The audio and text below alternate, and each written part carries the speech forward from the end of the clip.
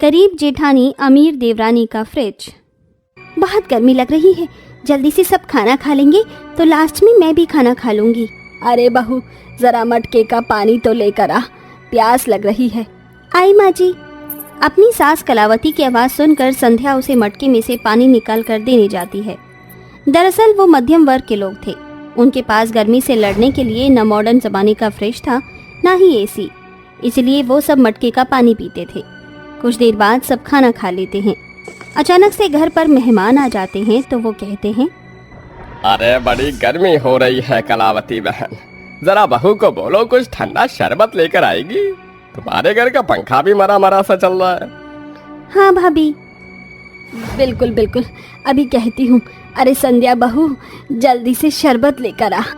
कलावती की आवाज़ सुनते ही संध्या उनके सामने मटके के पानी का बना शरबत ले आती है, जिसे पीकर वो कहते हैं, ओहो बहना, ऐसे तुम शरबत कहती हो? हाँ, जरा पी कर देखना, इसमें तो बर्फ भी नहीं डाल रखी। अरे बहू, तुझे ठीक से शरबत बनाना भी नहीं आता क्या? ऐसी बात नहीं है बुआ जी, फूफा जी, वो घर में फ्रिज नहीं है तो बर्फ कैसे डालती, इसीलिए मटके के पानी का शरबत बनाया है, वो भी तो ठंडा है। अरे इतने ठंडे से क्या होता है, बाहर देख कितनी गर्मी हो रही है। कलावती, कैसी बहू से शादी करवा दी तूने हमारे बेटे की। दहेज में एक सामान नहीं लाई, सस्ता सा कूलर भी नहीं लाई, फ्रिज के लिए तो क्या ही कहे। अरे भैया, मैंने इसकी माँ से बोला था, पर ये लोग इतने गरीब निकले, फिर मैं रिश्ता तोड़ नहीं सकती थी, क्या करूं, करवानी पड़ी मेरे सौरभ की शादी इस गरीब मनहूस से। अच्छा भाभी जी, प्रणाम।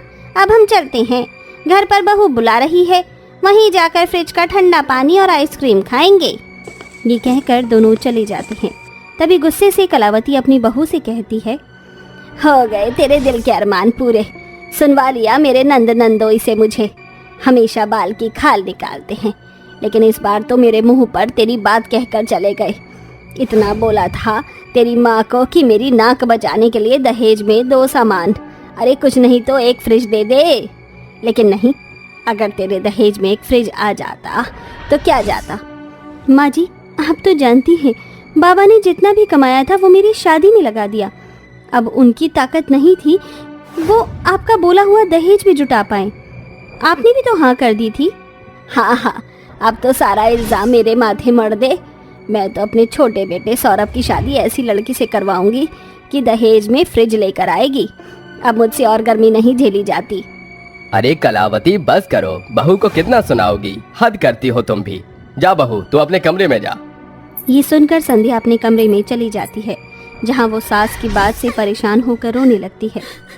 अब इसमें मेरा क्या कसूर? पता नहीं माँ जी मुझे बार बार क्यों बोलती रहती हैं। उन्हें समझना चाहिए, आखिर वो खुद भी एक गरीब परिवार से थी, लेकिन उन्हें मेरी मजबूरी समझ नहीं आती। खैर, कोई बात नहीं। कलावती की जलीकटी सुनकर संध्या अक्सर भूल जाया करती थी और घर के काम में मन लगाकर काम किया करती थी।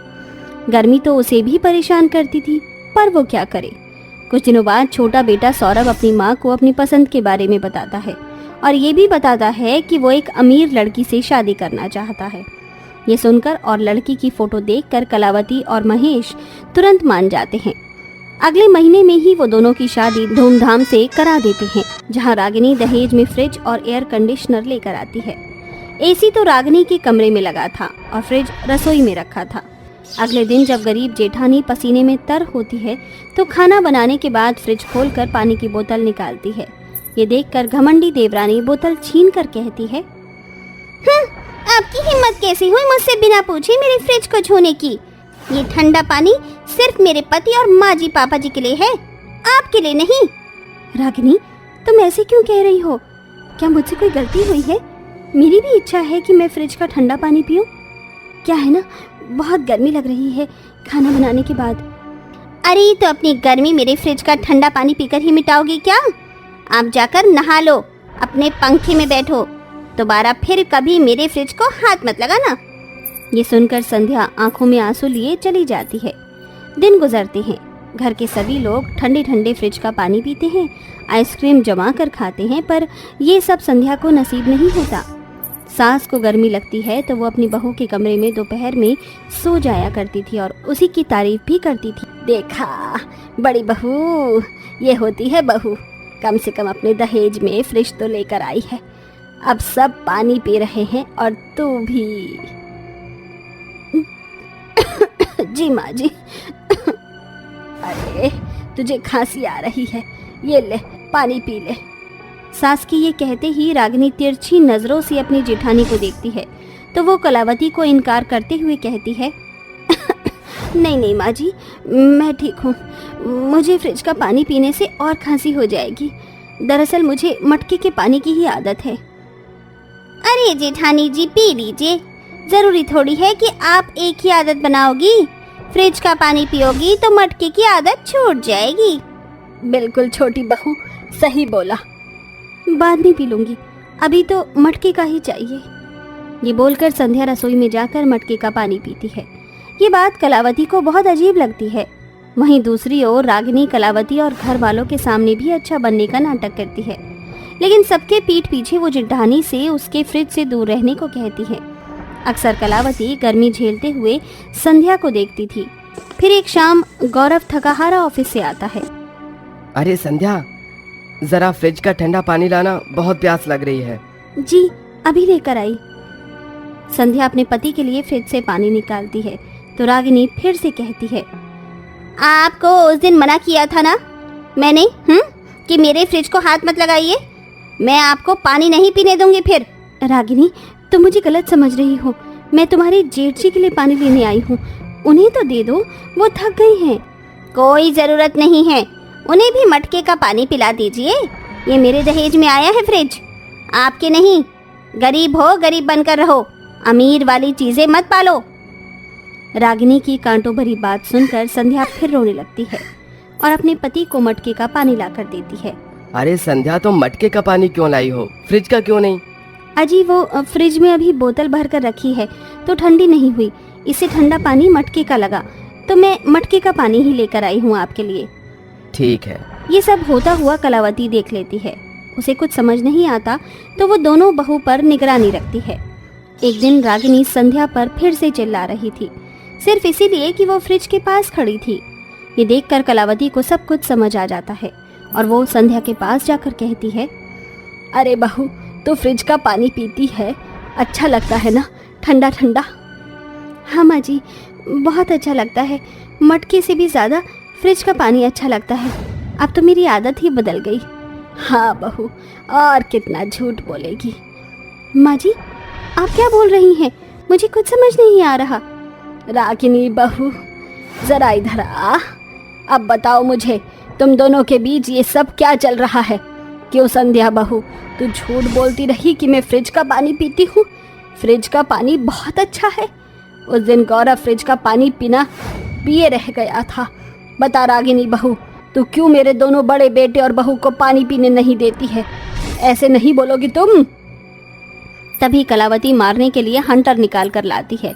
वो रागिनी पर हंटर मारने की एक्टिंग करती है कि इतने में डर कर रागिनी बड़बड़ाने लगती है, माँ जी मुझे मत मारिए, मैं सब कुछ बताती हूँ। दरअसल मैंने ही जेठानी जी से बोला था कि वो मेरे फ्रिज को हाथ न लगाएं और पानी भी ना पिए, इसीलिए वो नहीं पीती हैं। उस दिन तो तू बड़ा फ्रिज का पानी पिला रही थी, दिखावा कर रही थी, हैं?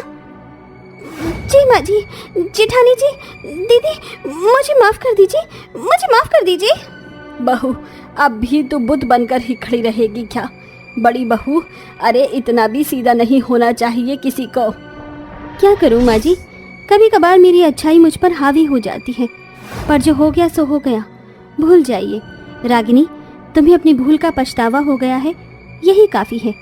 जेठानी जी, जब आप और जेठ जी मेरे फ्रिज का पानी पियेंगे और मेरे कमरे में भी आएंगे एसी में बैठने, तभी मैं मानूंगी कि आपने मुझे माफ कर दिया। हाँ हाँ, कर दिया रागिनी। अब दोनों प्यार से मिलकर रहना। इस तरह कलावती की दोनों बहू में सुलह हो जाती है और वो प्यार से रहती हैं। साथ ही घर के सभी लोग फ्रिज का आनंद लेते हैं। युवराज दफ्तर के बाद आथ्या, जो कि एक अंग्रेजन लड़की थी, उसके पास गुलाब के फूल लेकर मिलने जाता है और उसे देते हुए कहता है, आथ्या, विल यू मैरी मी? आज के दिन का मैंने बहुत बेसब्री से इंतजार किया है। क्या तुम मुझसे शादी करोगी? वाओ, ये तो मेरे फेवरेट रोजेस हैं। Yes Yuvi, I will marry you. I love you so much. I love you too Athiya. मैं गरीब हूँ ये जानने के बाद भी तुम मुझसे शादी कर रही हो, मेरे लिए बहुत बड़ी बात है। इट्स ओके यूवी, इतना तो चलता है। मैं तुमसे प्यार करती हूँ तो रह लूंगी जैसा भी रहना पड़े। Thank you my love. ये कहकर युवराज उसके माथे को चूमता है, जिसके बाद दोनों एक साथ डिनर करते हैं और अपने घर चले जाते हैं। ये बात युवराज अपने माता पिता कमला और अशोक को बता देता है, जिसके बाद वह शादी के लिए राजी हो जाते हैं। कुछ ही दिनों में दोनों की शादी हो जाती है। आथिया दुल्हन के जोड़े में गृह प्रवेश कर घर के अंदर आती है तो छोटे से घर को देखकर कहती है, युवराज, ये किसका घर है? Have we come somewhere else? अरे युवी बेटा, ये बहू इंग्लिश में क्या चटर पटर बोल रही है? एक मिनट माँ। आथिया, ये हमारा घर है, your in laws house. She is my mom and that's my dad. माँ, इसको ये ससुराल नहीं लग रहा है। अरे बेटा, बहू अभी अभी घर में आई है ना, लेकिन थोड़े दिन बाद इसे अपना ससुराल घर जैसा लगने लगेगा। ऐसा होता ही है शुरुआत में। हाँ आथिया, मम्मी पापा बिल्कुल सही कह रहे हैं। नहीं युवराज, बात ये नहीं है। बात ये है कि ये घर छोटा है। मुझे लगा तुम मिडिल क्लास हो, इतनी प्रॉब्लम तो होती है, रह लेंगे जैसे तैसे, बट ये तो बहुत ही पॉवर्टी वाला घर है। I mean, तुम इतने गरीब हो। आथिया, तुम ऐसे क्यों कह रही हो? मैंने तुम्हें कहा तो था मैं गरीब हूँ। फिर तुमने ही कहा था कि युवराज, प्यार में इतना तो चलता है, एडजस्टमेंट होती है। देन मुझे ऐसा क्यों लग रहा है कि तुम्हें मेरे साथ इस छोटे से घर में गरीबी में रहना एक सजा काटने जैसा लग रहा है। नहीं, वो बात नहीं है यूवी। खैर, मुझे कुछ नहीं कहना, मुझे अपने रूम में जाना है। कहाँ है बताओ? मैं कुछ नहीं बोलना चाहती अभी। सामने से राइट। ये सुनकर आतिया अपने कमरे में चली जाती है, जहाँ रूम की अजीब सी हालत देखकर कहती है, ये गरीब घर मेरा ससुराल है। आई कांट बिलीव, मैं कभी इस तरह की जिंदगी में नहीं रही हूँ। How can I manage here? Bathroom भी छोटा है, खाना कैसे पकाऊंगी? बड़ी मुश्किल से माइक्रोवेव छोड़कर गैस पर खाना बनाना सीखा था, लेकिन यहाँ तो चूल्हा है। जहाँ एक तरफ आतिया गरीबी में ससुराल में रहने का सोच रही थी, वहीं दूसरी ओर कमला कहती है, बेटा, बहू को क्या हुआ? वो इस तरह से उदासी से कमरे में क्यों चली गई? कोई बात है तो बता। नहीं माँ, कोई बात नहीं है। थोड़ा नया घर है ना, तो अजीब सा लग रहा है। मैं उससे बात करके आता हूँ। जा बेटा।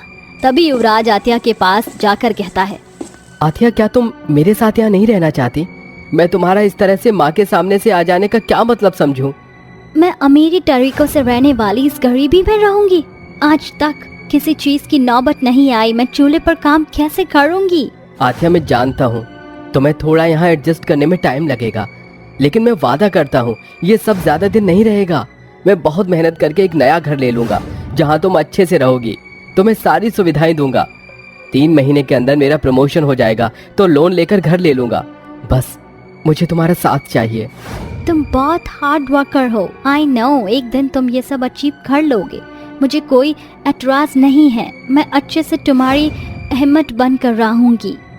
मुझे यकीन है तुम अच्छे से कर लोगी सब। ये सुनकर युवराज उसे गले लगा लेता है। कुछ देर बाद बादाम का ठंडा शरबत लेकर कमला दोनों के पास आकर कहती है, बच्चों, तुम ये पी लो। तुम दोनों सफर से थक गए होगे ना, इसे पियो और आराम करो। अंग्रेजन बहू, तुझे कुछ भी चाहिए हो तो मुझे बता देना।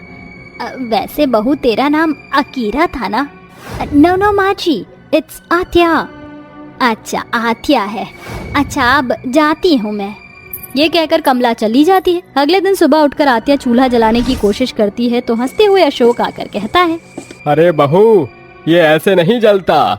इसमें छोटी लकड़ी और उपले डालने पड़ेंगे। रुको, मैं जलाकर बताता हूँ।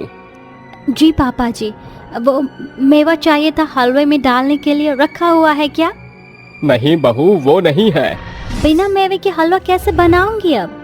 कोई बात नहीं बहू, तुम बिना मेवे के ही बना दो, वो बहुत महंगा आता है। जी माँ जी।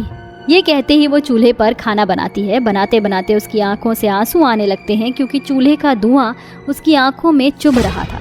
इसके बाद युवराज आकर प्यार से उसकी मदद करता है, आंखों पर फूंक मारता है। उन दोनों का प्यार देख कमला दूर से बलाएं लेती है, मेरे बहू बेटों को नजर ना लगे। कुछ देर बाद अंग्रेजन बहू अपने हाथ की पहली रसोई का खाना अपने सास ससुर को खिलाती है, तो उसे खाकर वो कहते हैं, मेरी बहू, तूने तो खाना बहुत बढ़िया बनाया है। आहा, क्या पूड़ियाँ हैं। अरे मुझे तो कचौड़ी बहुत अच्छी लग रही है बहू। ज्यादा कुछ है तो नहीं, लेकिन ये हम दोनों की तरफ से तेरी पहली रसोई का शगुन। बस ये चेन ही है, वो भी मेरे पिताजी की दी हुई। माफ करना बहू, ज्यादा अच्छा शगुन भी नहीं दे पाए। अरे नहीं माँ जी, पापा जी, ऐसी कोई बात नहीं है। आप दोनों तो एक ही हैं मेरे लिए। ये चैन भी काफी है मेरे लिए। इस तरह से अंग्रेजन बहू की ससुराल में पहली रसोई बेहतरीन रहती है। जहाँ गरीबी में बहुत रहने की कोशिश करती है, वो दिन गुजरते हैं। अचानक से युवराज को कंपनी से निकाल दिया जाता है, जिसके बाद उसका प्रमोशन भी रह जाता है। वो बहुत परेशान होता है। घर में गरीबी आ जाती है, खाने के लिए कुछ नहीं था। यहाँ मैं अच्छे से रहने के सपने सजा रही थी, लेकिन युवराज की नौकरी ही चली गई। अब क्या होगा? माँ जी, पापा जी खाना कैसे खाएंगे? कल रात को सब पानी पीकर सो गए थे, लेकिन अब तो मुझे भी भूख लग रही है और युवराज से कुछ कहा तो गलत हो जाएगा। उन्हें शर्मिंदगी महसूस नहीं करवाना चाहती। मैं अपनी मदर से पैसे मांगू क्या? तभी अशोक परेशान होकर बहू के पास आता है। बहू जल्दी आ, तेरी सासू माँ बेहोश हो गई है। ये सुनकर वो अपनी सास के पास जाकर उसे बिस्तर पर लिटाती है, फिर हाथ पैर रब करती है, मुंह पर पानी डालती है, जिससे वो होश में आती है। अम्मा जी, अब ठीक तो है ना? मैं जानती हूँ भूख के कारण आपकी ये हालत हुई है। मैं आप सबको ऐसे परेशान नहीं देख सकती। मुझे पैसों का इंतजाम कहीं ना कहीं से करना होगा। अरे याद आया, मेरी एफडी थी, युवराज और मैंने जॉब करते वक्त जमा की थी। आज उसी को ही लाना होगा मुझे। पापा जी, आप माँ जी का ध्यान रखिए, मैं अभी आती हूँ। ऐसा कहकर वो बैंक से जाकर एफडी तुड़वा लेती है, जिसके बाद वो उन पैसों से ढेर सारा राशन और किचन का सामान ले आती है और अपने घर में सास ससुर को बढ़िया बढ़िया खाना बनाकर खिलाती है। थका हारा युवराज जब वापस लौटता है तो स्वादिष्ट खाने को देखकर कहता है, ये क्या? इतना अच्छा खाना देखे हुए 2 महीने बीत गए हैं, ये कहाँ से आया? युवराज, माँ की तबीयत खराब हो गई थी, इसलिए मैंने हमारी एफडी के पैसे निकाल कर यहाँ आ गई। भूखे रहने से तो अच्छा है कि हम खाना खा लें। वो हमने जरूरत के समय के लिए पैसे जोड़े थे और इससे ज्यादा जरूरी समय और कोई नहीं है। माँ जी को दवाई लाकर खिला दी है मैंने। आओ तुम खाना खाओ। मुझे तुम्हारे फैसले से कोई परेशानी नहीं है आथिया। अरे आजा बेटा, बहू ने बहुत अच्छा खाना बनाया है। जी पापा। ये कहकर युवराज अपने परिवार के साथ बहुत अच्छे से खाना खाता है और रोज अंग्रेजन बहू shahi paneer, butter paneer, chicken biryani, chilli potato, अलग अलग व्यंजन बनाती है। एक दिन पैसा बर्बाद करते हुए उसकी सास कहती है, बहू, रोज रोज पैसा बहाने से अच्छा है कि युवराज कोई काम खोल ले। इसका दफ्तर जाना तो बंद हो गया है, कहीं काम भी नहीं मिल रहा। किसी छोटे काम से शुरुआत कर लेते हैं। माँ जी, आपको तो मेरे हाथ का नॉनवेज खाना बहुत अच्छा लगता है, तो क्यों ना मैं उसका ही काम कोई छोटा सा खोल लूं? युवराज मेरी मदद कर दिया करेंगे। हाँ, ये अच्छा तरीका है। इस तरह दोनों पति पत्नी शिद्दत के साथ उन पैसों का सही उपयोग करके नॉन वेजिटेरियन खाने की दुकान खोलते हैं, जो धीरे धीरे चल पड़ती है और उनके घर की आर्थिक स्थिति कुछ सालों में बेहतर हो जाती है, जिससे उनके पास अपना घर और एक गाड़ी होती है।